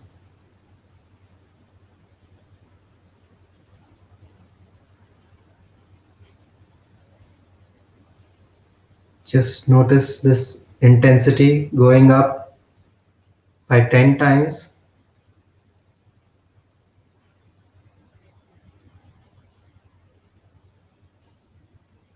Within a few breaths. Now it goes up to 100 times.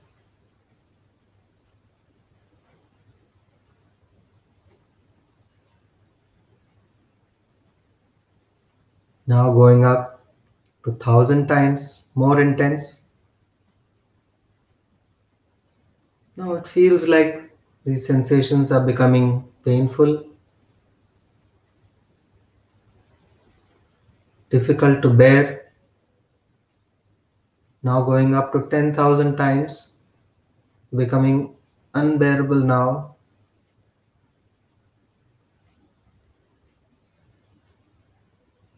Now going up to 100,000 times more intense.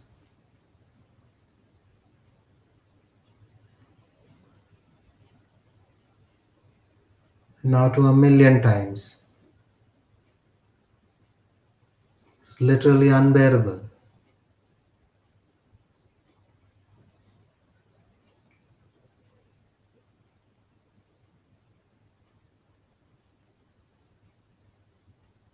Now I want you to look at this physical sensation and what is the emotion that comes along with it. What is the limiting emotion that you get along with this discomfort? Is it a feeling of powerlessness? A feeling of anger, sadness, whatever it may be? Just become aware of the sensation and the emotion and allow the emotion to be as it is. Let it come up, let it surface, let it become more in your awareness. Let it increase, let the strength of that emotion increase in your awareness. It's 7 o'clock. And now look at what is the sensation and the associated color that you can see. What is your first impression of the color of this sensation and emotion?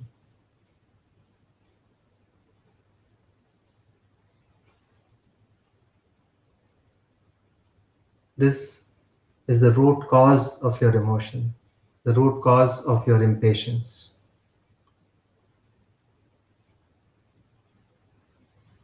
And when you think of that emotion and that physical sensation and that color, what are the words that come into you? For instance, it could be, I can't take this anymore, or I feel trapped, or something like that. But trust what comes from within. What is the first impression that comes?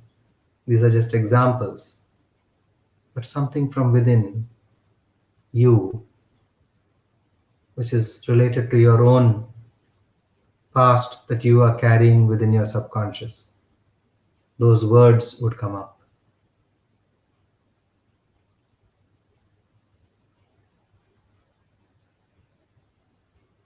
So I'd like you to now look at all these four things: the physical sensations, the emotion, the color, and the words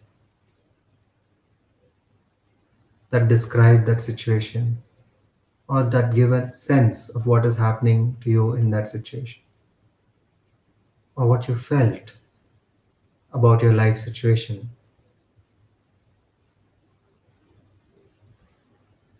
And now I want you to turn your memory backwards to a point of time in the past. It could be in this lifetime, earlier,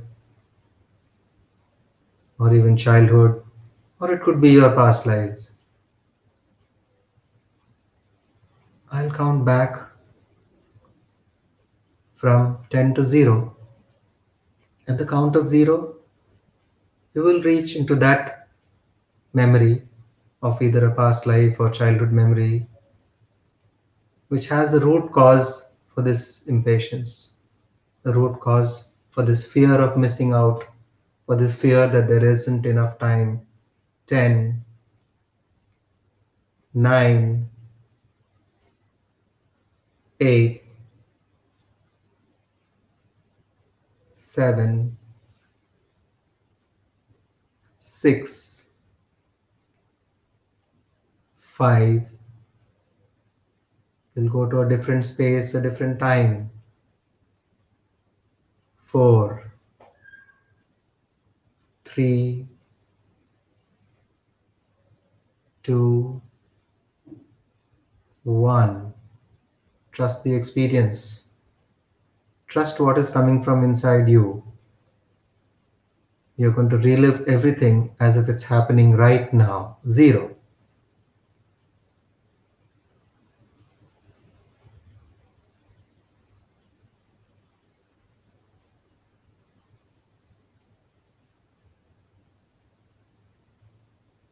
Just notice what is happening.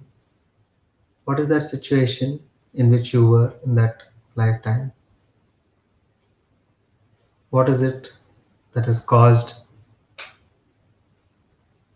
you to feel that any situation in life you'll be missing out something because of which you have become impatient?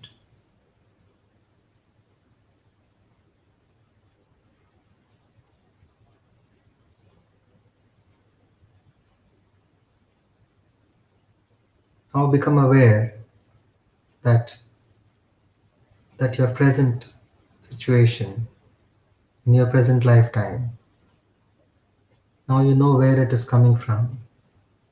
See the similarities between that life situation, or it could be a childhood situation, and your present situations.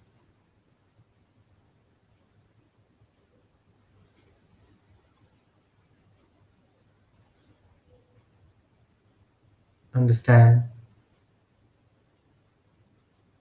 that this impatience of yours is not coming from your present situations, it is coming from the past. You are only reacting to it in the present based on triggers that are coming into your life in the present moment, in the present life situations. As and when these triggers come, it's awakening this fear within you, and you are reacting through your impatience.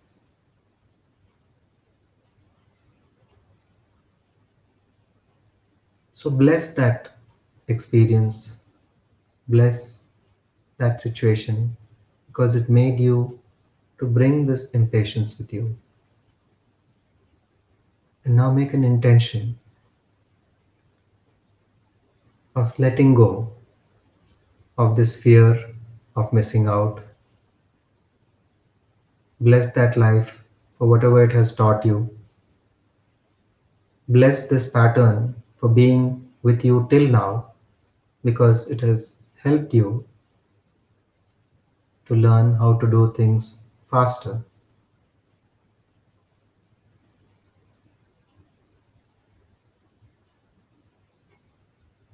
But now you're going to let go of the fear which is causing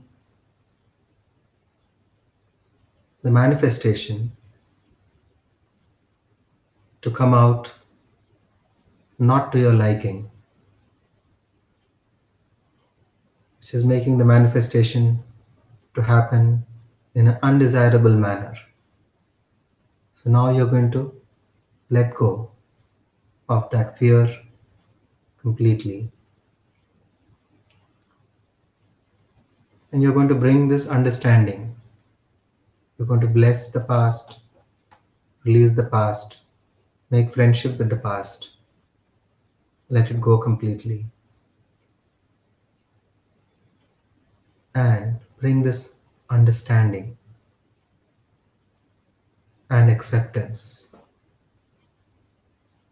and the wisdom that you are the creator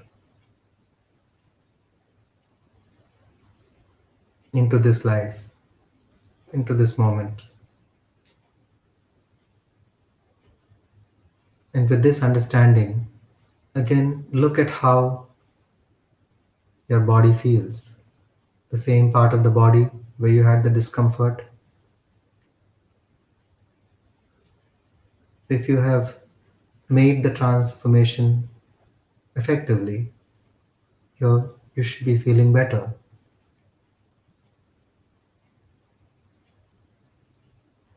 Whatever improvement is there, whether it's little or complete, acknowledge it. Express gratitude for this change, for this improvement that you feel on a scale of 1 to 10. Just make a mental note of what was the discomfort level when you started the meditation and what is the level now and how much you've improved. And be grateful for that improvement.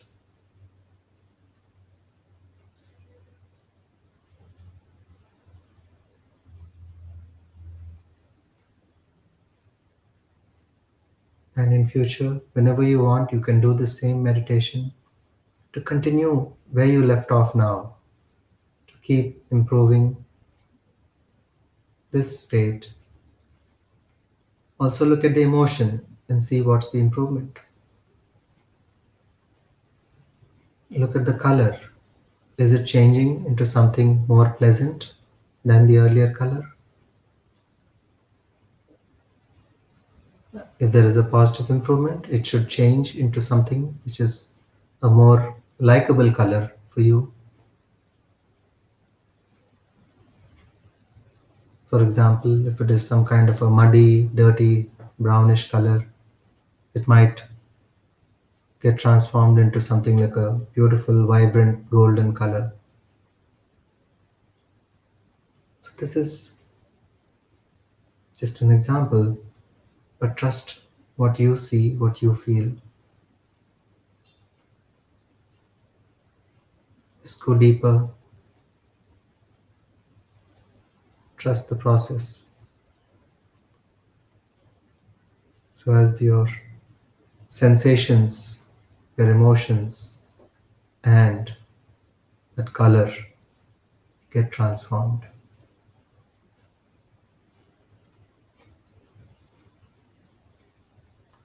Now look at the words. Do you still feel the same way? Whatever words that you were getting earlier? Make a different choice. For example, if you felt that I am trapped, the words that were coming to you were I am trapped, then you must say, I am free and I am the creator and I own my creatorhood and I accept my creatorhood. I understand the big picture.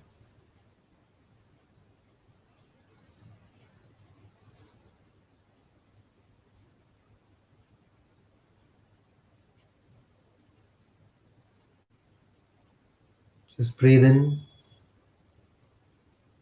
this wonderful cosmic energy along with every breath that you take. And with every breath, notice this energy filling you completely, energizing your entire being. And slowly, it is healing the physical sensations, the emotions.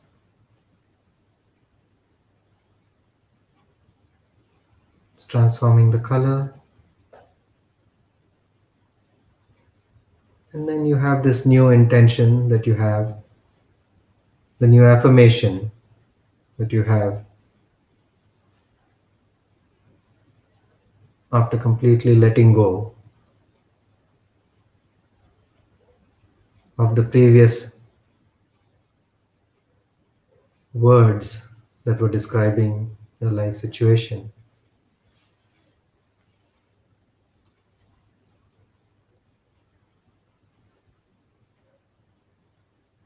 Feel that ease and relaxation in each and every part of your body.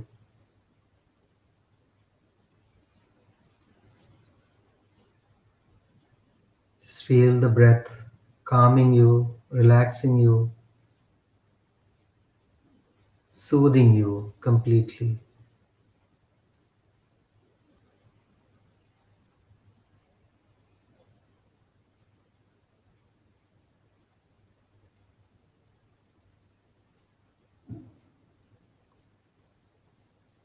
And whenever you're ready, you can slowly start returning back. Last 1 minute, slowly start returning back to the present moment, feeling completely at peace, feeling calm, in a total state of acceptance, peace, joy, gratitude,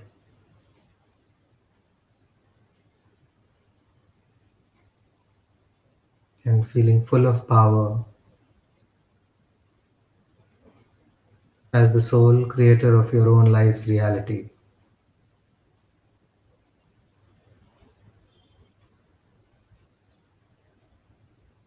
Acknowledging your power as the only creator of your life reality.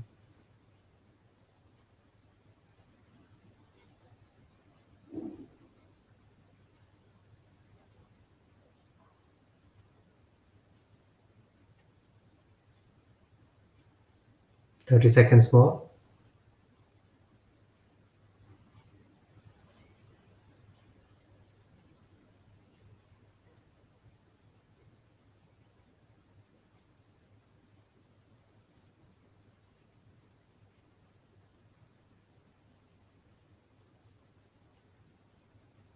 10 seconds.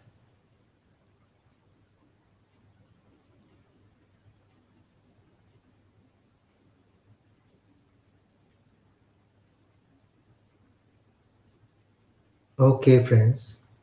Whenever you're ready, you can slowly rub your palms, place them on your eyes, and slowly, slowly open your eyes.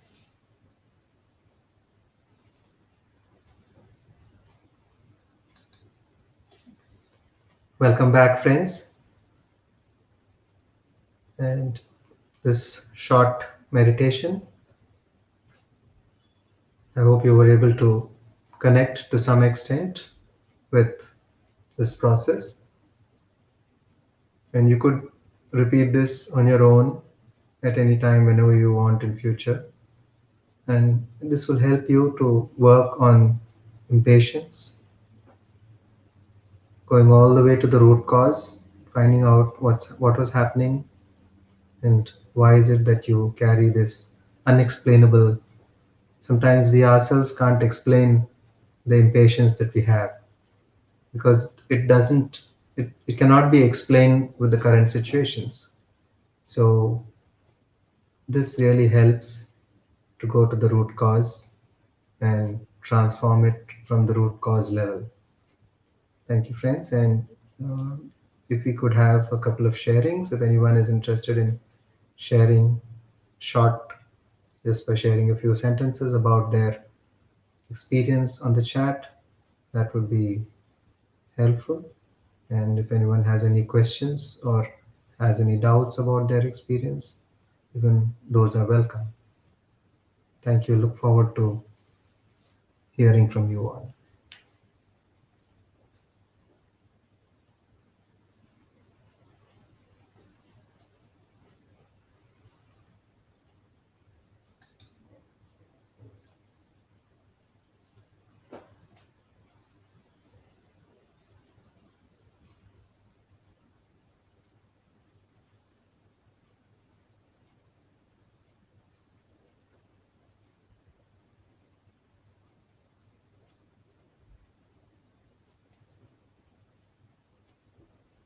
Did anyone feel that? Could anyone connect to the cause of impatience, the fear of missing out?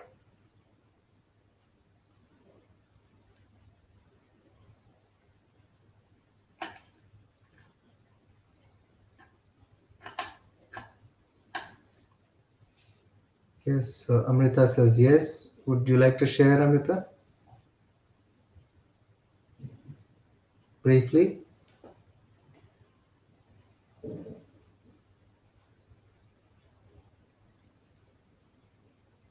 And that is, if you are comfortable with sharing, that is, because what's important is that you can share if you could.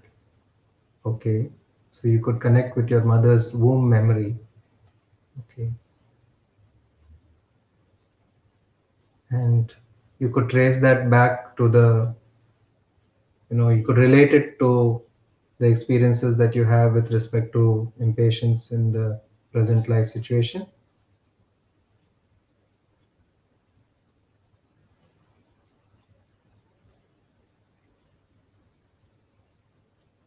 Yes. So Sujata ji says she could connect to a school days incident where she felt that she was missing out. Yeah. Amrita says the doctors wanted her to come out of the womb fast. So yes, so that is definitely a traumatic experience because we somehow don't understand the importance of this, and we feel that these things don't matter, but to the soul which is coming in and the fetus, it is a very traumatic experience if something is done unnaturally to make them to come out fast or to bring them out faster. Yeah. So she came up with a belief of lack of time, and similarly, Gaurav also had some experiences where he was not able to spend enough time with his mom, and therefore he feels that time is always a short. It's a very scarce commodity, and there is a lack of time. So these things can be worked on, and once you know the cause where you got it from, it's easier, much easier to let go than when you don't know the cause. So that's why it's very helpful. And any other sharings?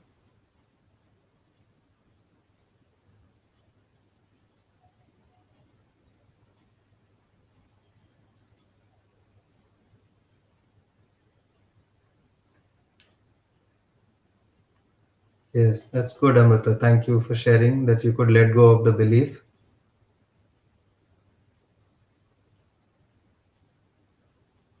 Nice. Thank you, friends. Thank you for sharing, and look forward to connecting with you in future again.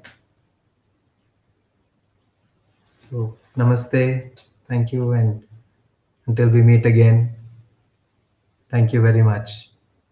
Bye.